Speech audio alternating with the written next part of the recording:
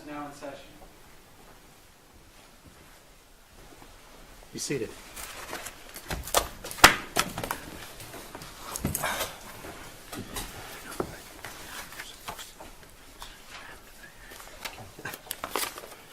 There's a requirement.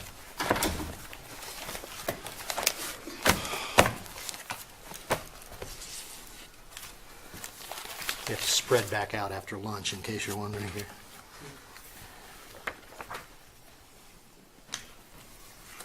All right. Now is the time set for oral argument in cause number 1, CR160703, State of Arizona versus Rodney Christopher Jones. For everybody's information, these proceedings are being audio and video recorded, so barring any technical difficulties, you can critique yourself on YouTube in a couple of weeks. Counsel, each side will be given the customary 20 minutes. We would ask that you respect that time period. The timer located on the podium will let you know how much time you have left. And for the appellant's purposes, if you wish to reserve any portion of your 20 minutes for rebuttal, please let us know and we will try not to take up all of your time. How's that? Ultimately, it is your responsibility to reserve your time. We've reviewed the briefs, conferenced the case, so we are well aware of the facts and issues attendant to this argument. We say that because we hope that, knowing that we've conferenced it and we've reviewed the facts that recently, that it will help you focus in on the things you're concerned about rather than trying to educate us on the other. Counsel, when you come to the podium, I would ask that you state your name and who you represent. And with that, the appellant has the podium. Thank you, Your Honor. My name is Sarah Mayhew. I represent the amicus Arizona Attorneys for Criminal Justice. I'm going to be speaking for the first 8 minutes, hopefully, and then I will turn the podium over to Craig Williams, who's counsel for appellant Rodney Jones. Thank you, counsel. I'd like to reserve 2 minutes for rebuttal. I'd like to address 4 issues.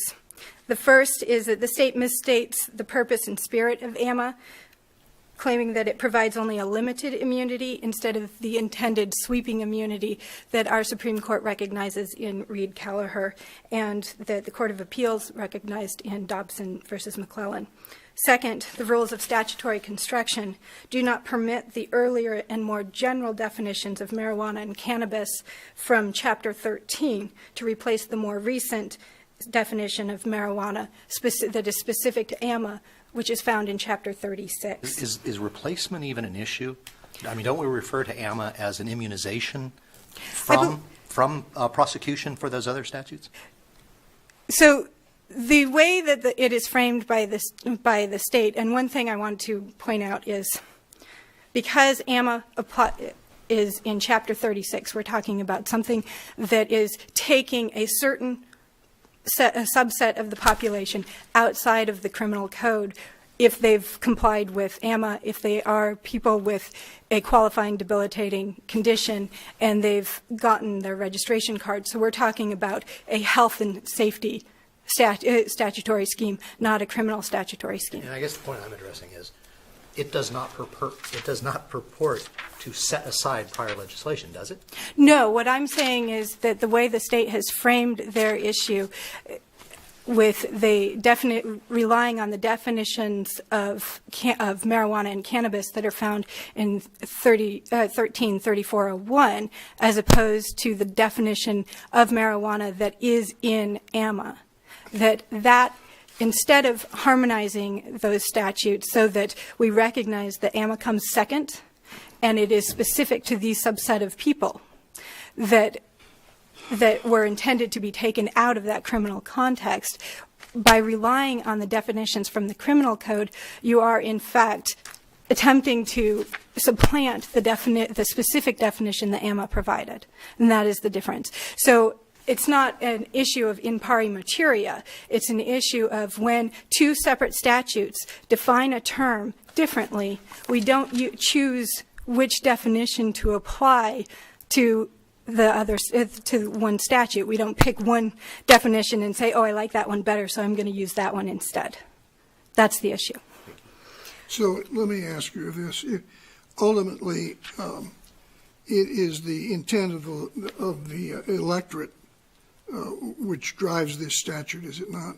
Correct, Your Honor. Do you think the electorate would have voted for this statute if they had known it would legalize or immunize the possession of hashish? I do, Your Honor, and I think that is something that is in the sweeping immunity that you find in Section 2G of AMA.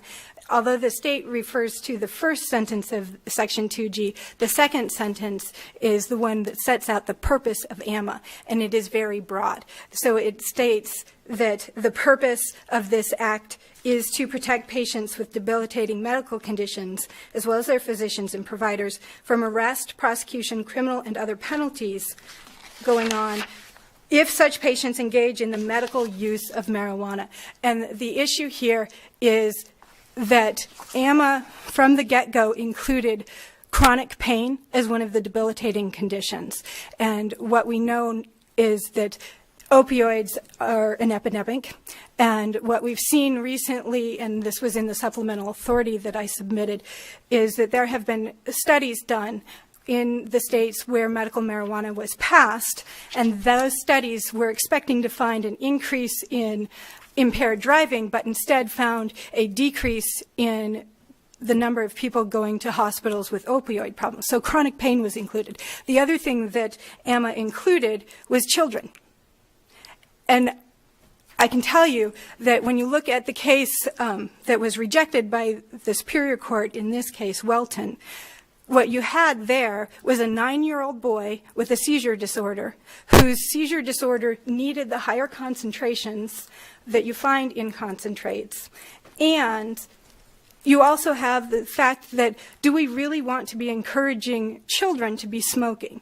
No. A lot of people can't tolerate smoke. People take different forms of medication to treat their illness differently because of their weight, because of their age, or because they can't tolerate something about other forms of medicine. We see that with steroids, too. You can get it in any type of form. You can get it as a topical cream. You can get it in your inhaler. You can get it as a nasal spray. Sometimes it's in liquid form. Sometimes it's in pill form. What AMA does is AMA establishes that for these people with these debilitating conditions, marijuana in any preparation is medicine. And that's why I believe that it included hashish. So let's get to the issue of in any preparation. How's that? That's good. The issue here is one of hashish, correct? Yes. I kind of expected a chemistry lesson here today. To the extent that there isn't one, it's probably best for you, because I am not a chemist. Define hashish for me. So hash is a way, first of all, there's an extraction process. Where does the root element for hash come from? It can come from different parts of the plant. What plant? From the marijuana plant. So it is part of the marijuana plant? It is part of the marijuana plant. It's not found in consumable form in the marijuana plant, is it? It doesn't, I don't believe that, no, but And I don't hash believe isn't that. found in the plant either unless it's processed through a mechanical process. But that is also true of the edibles that are not found as part of the plant. The AMA did not. You don't see it's different to take marijuana and put it in brownie batter as different from Well, an extraction process using heat and pressure? well, so first of all, not all edibles are using the green leafy stuff. Not all edibles are using just dried flowers. Edibles incorporate, we've got gummy bears that incorporate oils and resins and things of that sort. So, Right, but that begs the question, maybe those are illegal. well, no, and this is my point. Remember that this is a statute that was intended to provide protection, a sweeping immunity for patients who have debilitating medical conditions, including children. And It was advertised as allowing the medicinal use of marijuana in response to Judge Kleinschmidt's question. I don't understand how that demonstrates that the people would have ever passed this if they thought it was making hashish available for medicinal use. so the way that marijuana is defined here is any mixture or preparation thereof. And if you're going to give, and preparation has a very broad definition. When we look at Webster's, the definition of preparation, the definition of preparation is to make it ready for use, including compounds for medical use. So we're not talking necessarily about, there's nothing in AMA that specifically tells us that we're limiting it to one kind or form that you take your medication in. And the fact that Welton was something that was decided several years ago and not appealed is I think telling, because what we did is when it was a child, we didn't want to push that envelope. But now that we've got an adult with a chronic pain condition, now we want to push that envelope. In the meantime, the Department of Health Services has been regulating dispensaries, has established their verification system. Their verification system deals with the differences between in concentrations and hash. What they do is they require, and I included a link to some screenshots that they have in their handbook for dispensaries. What ADHS is doing is they are monitoring dispensaries. They've allowed dispensaries to sell both edibles and non-edibles, and they provide a labeling system that says you have to tell your customers, whether they're patients or caregivers, how much marijuana content is in either the non-edible or the edible. These all get put into their verification system. If they are exceeding the amount that they are allowed, which is the equivalent of 2.5 ounces of dried flowers, so it's an equivalency program. If they exceed the amount they're allowed for that 2-week period, they're not allowed to leave the store with it. It gets flagged. We have had a long-standing legislative judgment in Arizona that marijuana is one thing, defined in a certain way and punished in a certain way, and hashish is defined as a different something, prohibited by different statutes, with much more serious punishments. It's considered a narcotic drug and has been subjected to mandatory prison at times. And so how does AMA, in any explicit way or any inferential way, countermand that legislative judgment? Because AMA provides its own definition of marijuana. And by doing so... Which is the question. Right. What I'm saying is because AMA does not rely on or incorporate in any way the criminal code definition. AMA is relying on its own definition. But you and can't AMA get into is the marijuana plant and find hashish. Well, you do, because find there's stuff that you can make it from. Okay, and that hence my question. Yes. Is it possible to make hash from nothing more than the resin of a marijuana plant? Or does it require something to goose it up, to give it more punch? So it depends on the hash. There are different, just like there are different strains of marijuana, and there are different, and you take it, sometimes it comes from leaves, sometimes it comes from the flowers. Depending on what you're trying to do with that particular hash, you may be using other ingredients with that hash. So Illegal ingredients or just brownie mixes and whatever? Well, so there's waxes and there's shatters. One of the things that they've developed since recently are sublingual tinctures that are kind of like those mints that melt under your tongue, and that allows the saliva to break up the medicine very quickly and provide relief. There's also nasal sprays that use it in a liquid form. So it's taking that resin and making it into a medicine that is intended for different ailments and different people. Thank you. With that, I'm going to hand over the podium.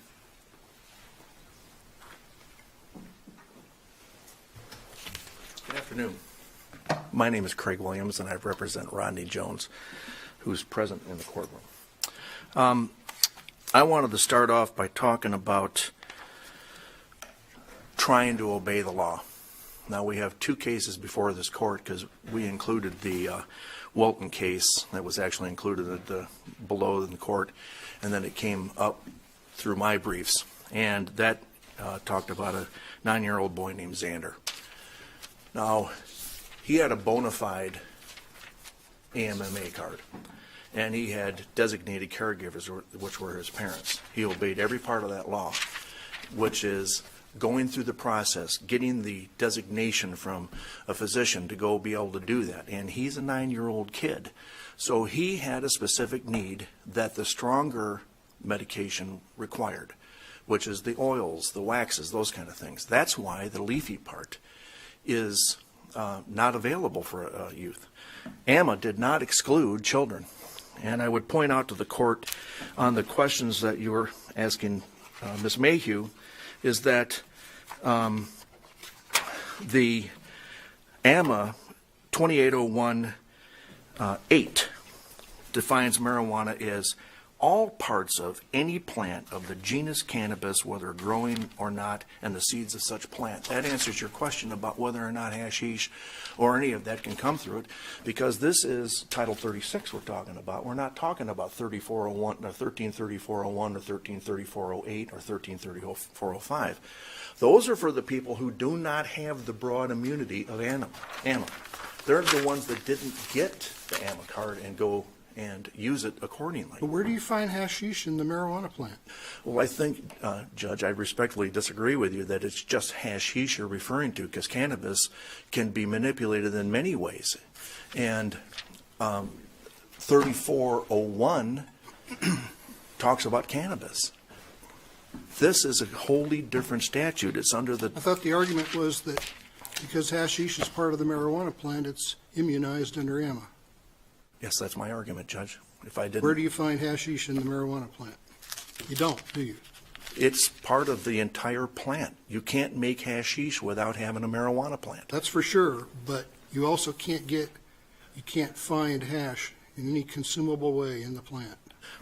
That's why AMA talks about any preparation or manipulation. One of the things that Judge Cooper said in the Welton decision, which I thought was very important, two things she said. It makes no sense to interpret AMA as allowing people with these conditions to use medical marijuana, but only if they take it in one form, one particular form. She also said, the drafters included the phrase, quote, any mixture or preparation thereof. These words expanded the allowable manipulation of the plant to conclude that patients can only use an unmanipulated plant, would render the phrase meaningless. It's a pretty serious manipulation to turn the resin that's found in the marijuana plant into hashish. It's still a manipulation, Judge. It's still contemplated. It's not. And that's evidenced by the fact that our criminal code makes it a serious crime to possess hashish in a minor, almost decriminalized offense to possess marijuana. I understand what you're saying. I'm just trying to say to you that if you are in AMA and you've gotten your AMA card and you have satisfied all the conditions, because AMA has many protections built into it, caregivers, medicine, doctors, debilitating conditions. You have to pass every one of those to get to it. An AMA card. It doesn't require a prescription, right? Well, it requires a doctor to give you a certification to get it. Not a prescription, however. Well, Dobson v. McClendon said that. I respectfully disagree with that case, that it's a prescription, but I'm not going to argue the point because there is a case on point. Well, I mean, you can't get opioids without a prescription. I agree. And so this is a narcotic drug under the same rubric as opioids. And yet you're wanting to interpret this to allow people to use narcotics without a prescription. I totally understand what you're saying, Judge. I just disagree that AMA doesn't cover oils and wax and things that people can take like young Xander had to take. Mr. Jones played football up in Chino Valley. He was in the middle of a play and landed on somebody's knee and has had really debilitating pain ever since. He didn't ever want to take opioids. He never took opioids. So he ran into a person that was giving advice on medical marijuana, got his medical marijuana card, bona fide, legal. He came down to Maricopa County, where he went into a dispensary, certified dispensary, got it, and then while he's there, somebody gave him a sample of the oil. He didn't seek the oil. They gave him a sample of it. So everything he did was legal, And yet, he ended up going to prison for trying to obey the law. And part of what I wanted to talk about, I see we have 1 minute and 57 seconds left, is equal protection, because I think it's a big part of this case. It disturbs me that somebody can come down to Maricopa County and be okay under the Welton decision, basically, that you can get cannabis oil. Well, again, that begs the question, because we haven't decided whether that's okay. And we're not bound by the Superior Court's decision. I understand, Judge. I wasn't suggesting you were. But equal protection is a big deal. Under both the Arizona Constitution and the U.S. Constitution, it is a person of ordinary intelligence getting fair notice that what they're about to do is contemplated conduct, is forbidden by statute. And I would assert to you that if you have an AMMA card and go into a certified dispensary and get what you meant to get, then you are not committing a crime. And I do think the court seriously has to look at the AMMA as being part of the Public Health and Safety Statute under Title 36 and not part of Title 13. Because people in Title 36 had to go through a whole set of very tough things to get what they had to do, right? Certification, cards, and they have to obey the law. And I'm going to leave with 36 seconds left. Thank you. Thank you.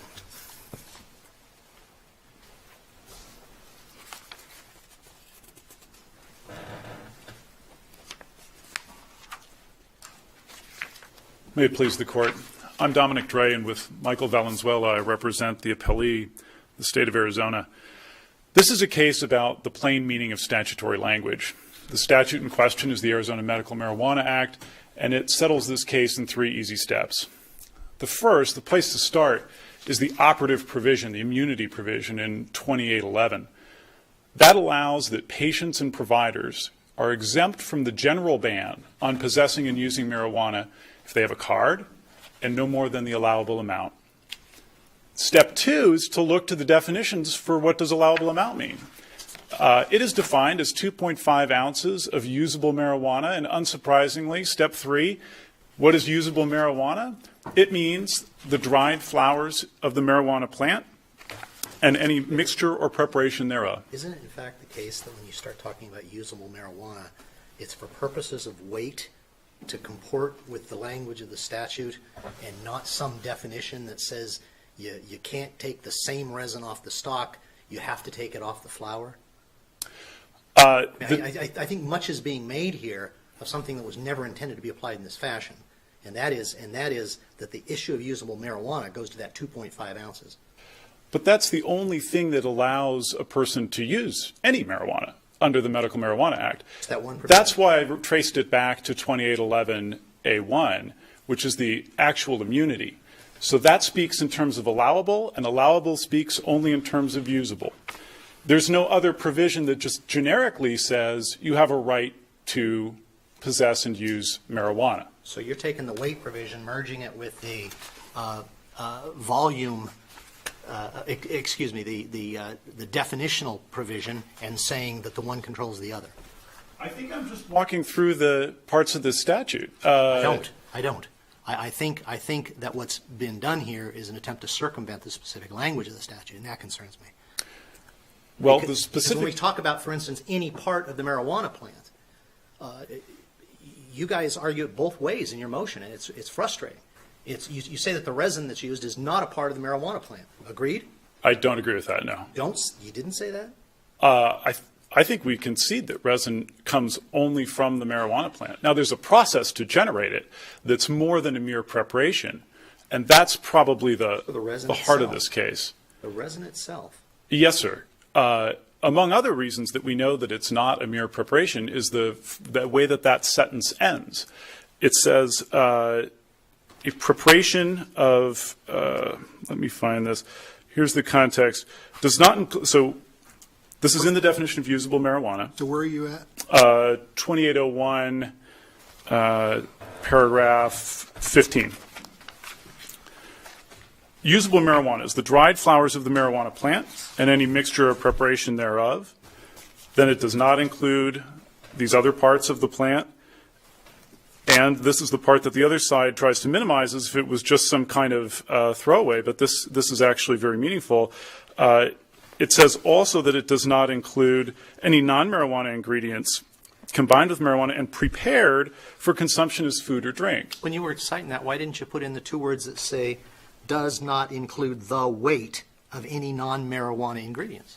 Well, this is all in the context of how much you can have. But it's How also the much only usable operative. marijuana you can have. But that's not to say That's the only kind of marijuana that's allowed. you. Now we're This back is- to, now this we're is back to the- conflating the two issues. What's usable marijuana and what's the weight of the marijuana? The two issues are definitely interwoven in the same provisions, but there's no other provision that allows a person to have or use any component of the plant. So that's why I said we walk through this. Start with 2811. Let's start with 2801. Well, 2801 is the definitional section. 2108. Marijuana means all parts of any plant of the genus cannabis. Now, we will agree that marijuana is part of the genus cannabis, right? We will. It is cannabis. Well, that's the Latin name for this genus. But yes, I understand what Exactly. you're saying. But I think one of the things that's kind of interesting about this is it appears that unless the word genus appears in front of it, that there's difference between cannabis and cannabis. And they try and define the difference between cannabis and genus cannabis, and they are all part of the same genus, correct? Yes, I think that's correct. I don't think it's material, though, because what Your Honor is I'm reading gonna is a argue that it is. definitional section. It says means all parts of any plant. Marijuana is all parts of any plant of the genus cannabis, which includes the resin, But there's no... whether growing or not, and the seeds of such plant. You don't agree that the fundamental, the underlying element, if you will, of hash is marijuana? It's from marijuana. Yes, I think that's a fair description.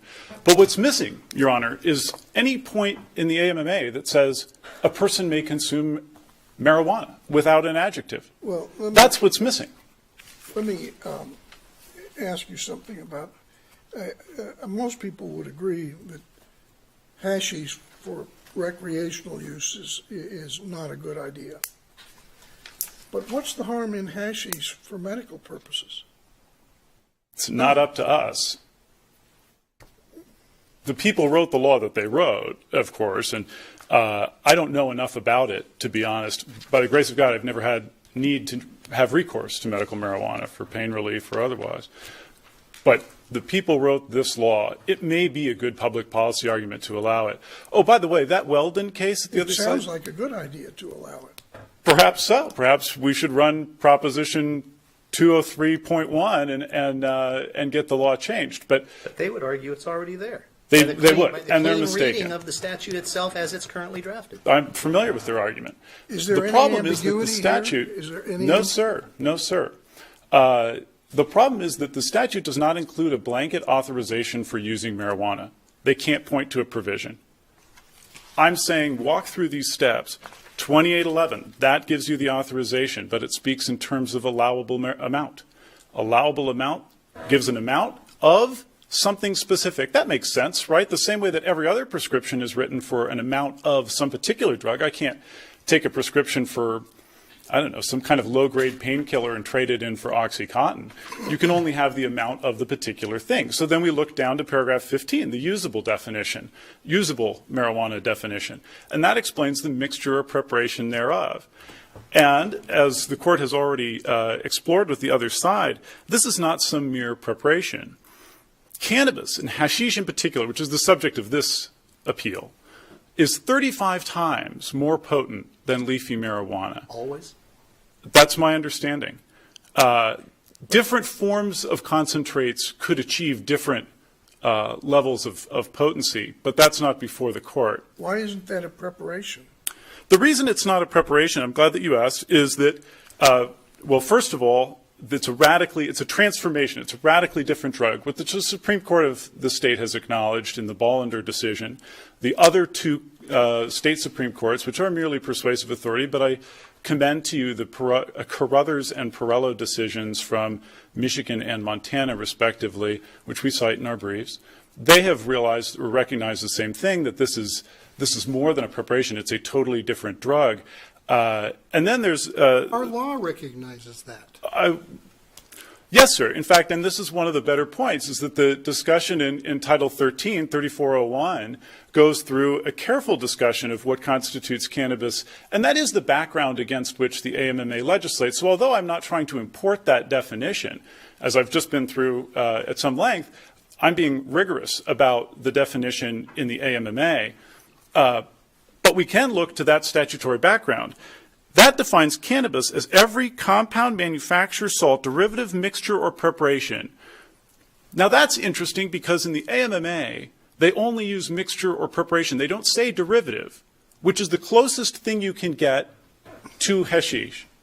Derivative has been omitted by the drafters of the AMMA. So to the question about what they intended and what the voters intended when they adopted it, if you assume that they're aware of the statutory background against which they legislate, and courts do assume that, then you have to infer that derivative was left off for a reason. And it's not for us, however compelling the case may be at a medical level or a sort of visceral level, to amend the statute in that way. It's not for us to do.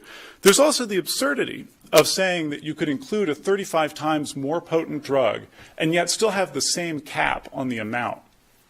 We explain in the briefs that at that multiple of THC content, it would be the equivalent of allowing people to obtain 5.5 pounds of leafy marijuana, which is 7,080 joints, every 2 weeks.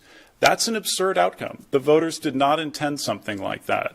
Absent some strong evidence to the contrary from the other side, and they have none, but general sort of statements about purpose and breadth, which are not compelling in the face of this other evidence. Yeah, but is it disputable that some people really need hash in 2.0 ounces, how many ever ounces?